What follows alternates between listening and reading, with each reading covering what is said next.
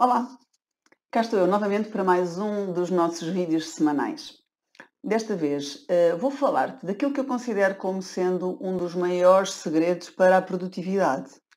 E esse segredo é bem simples: o parar. Sei que não é fácil para toda a gente, mas vou falar um pouco sobre isso já a seguir.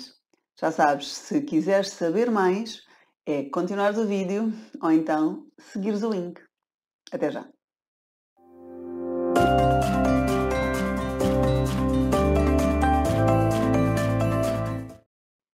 Olá, o meu nome é Joana Reiduc e eu sou a criadora do programa Full Time Aprende a Gerir o Teu Tempo.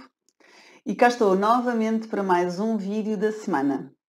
Como te disse na introdução, hoje vou falar sobre um dos maiores segredos da produtividade, que mais não é do que parar.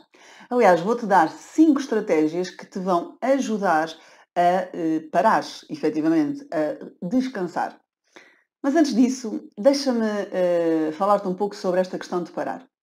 Eu sei que há muitas pessoas que acreditam que parar é perder tempo, que não precisam de dormir muito, que parar durante o dia nem sequer lhes é confortável, e há quem até vive isto de tal forma que quase nem consegue tirar férias descansadas, tranquilamente, porque estão sempre a pensar que há alguma coisa que deviam estar a fazer, há alguma coisa em que estão a falhar, que são muito necessárias no seu local de trabalho ou a acompanhar alguém, a dar apoio, e portanto não conseguem verdadeiramente desligar e descansar. Eu compreendo totalmente essas pessoas.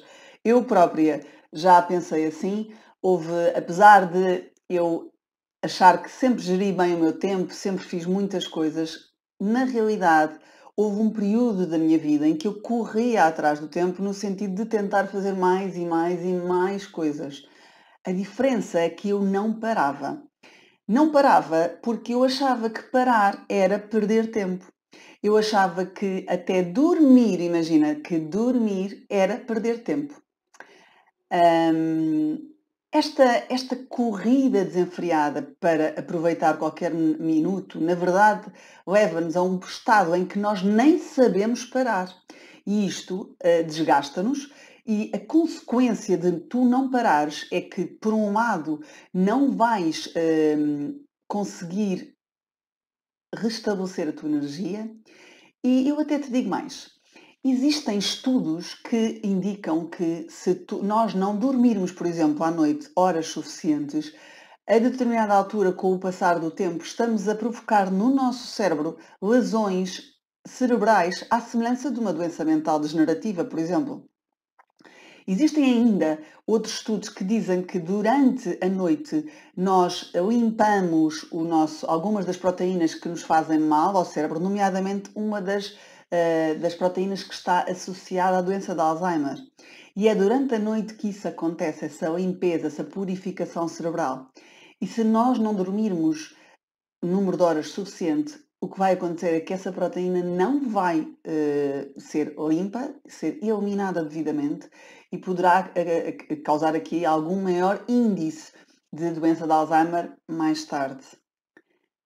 Por outro lado, ainda há outros estudos que que está provado que uma pessoa que não descansa, que não dorme, tem uma maior probabilidade de ter ataques cardíacos. Cerca de 200% mais probabilidade de ter ataques cardíacos. Como podes ver, descansar, e o descansar não é só dormir, é essencial. Se nós não soubermos parar, se nós não soubermos descansar, vamos levar o nosso corpo a um estado de exaustão, de cansaço. A nossa memória recente não vai conseguir existir. Quantas vezes já nos aconteceu levantarmos num sítio qualquer, irmos à cozinha buscar algo simples como um copo de água e chegarmos lá e não nos lembrarmos do que é que íamos lá buscar. Isto só significa que nós estamos assoberbados e que estamos com a nossa mente muito, muito cheia. Portanto, parar e descansar permite-te aumentar a tua memória mais recente, permite-te ter um impacto muito positivo na tua produtividade, na tua criatividade. Sabes aquelas situações em que tu estás muitas vezes ali bloqueado ou bloqueada numa solução que queres encontrar e que não consegues e continuas a insistir e não consegues e de repente, num momento em que nem sequer estás a pensar naquilo, olha, imagina, por exemplo, a tomar banho, em que não estás, na verdade, a pensar assim, nada assim, em foco total, te lembras de uma grande solução para aquela situação em que estavas bloqueado. Isto acontece efetivamente, porque o nosso cérebro precisa de relaxar e de parar. Vou então dar-te aqui 5 estratégias que nos vão permitir, e digo nos porque eu também as sigo, porque eu também as implemento na minha vida e que ajudam a estabelecer períodos de descanso e períodos de pausa durante o nosso dia. São estratégias muito simples que tu podes começar a usar hoje. Lembra-te, se não parares, vais levar o teu organismo à exaustão e aí não vais conseguir produzir. Se tu não parares, vais cada vez mais cansado ou mais cansada e isso só vai fazer com que tu não consigas produzir sentimentos de frustração, sentimentos de exaustão, às vezes aquela sensação de que nós não somos suficientes, nem somos capazes, vão permanecer. Por isso, 5 estratégias vou-te dar já a seguir, que são muito fáceis de tu as seguires e de tu implementares a partir de hoje. Então, a primeira estratégia tem a ver com a noite. Cria uma rotina noturna. O que quero dizer com isto? Cerca de meia hora antes de tu dormires, de tu adormeceres, desliga-te do mundo. Desliga telemóveis, computadores, tudo que te faça com que a parte frontal do teu cérebro, que é aquela parte que está sempre alerta, fique ativada. Cria antes uma rotina de relaxamento. Escolhe algo que te relaxe, sei lá, ler um livro, ver uma série, alguma coisa que não que não puxe pelo teu raciocínio, pelo teu foco. No fundo, é mesmo para relaxar. Se tu fizeres esta meia hora de rotina noturna, vais descansar muito, mas mesmo muito melhor. Segunda estratégia. Marca durante o teu dia pausas na tua agenda. Como quem marca reuniões, deves marcar as pausas e deves respeitar essas pausas. Atenção que estas pausas não precisam de ser muito longas. Tu não precisas fazer aqui umas pausas enormes de 20 minutos. Não, podem ser pequenas pausas de 2, 3 minutos, 5 minutos, em que tu simplesmente não fazes nada. E respeita esses períodos porque são tão importantes para tu produzir mais e melhor a seguir. Terceira estratégia. Medita. Se não fazes meditação ou nunca fizeste, bem, vou-te dizer que eu não sou o supra-sumo da meditação, eu tenho grandes desafios na meditação. Muitas vezes é difícil para mim conseguir perceber que os pensamentos vêm e vão, mas a verdade é que desde que tenho meditação na minha rotina diária, é uma diferença muito, muito grande na minha produtividade. Sabes aquela sensação de que eu, na verdade, talvez não sinta falta quando não medito, mas eu sinto o efeito da meditação quando o faço. E estares uns minutos, não precisas de estar muito tempo a meditar, nem precisas de utilizar uma meditação que não te faça sentido. Existem vários esquemas de meditação. Pode passar só por respiração, pode passar por ouvires uma música e teres uma intenção, pode passar por um mantra, pode passar por visualização. Tu saberás o que te serve melhor.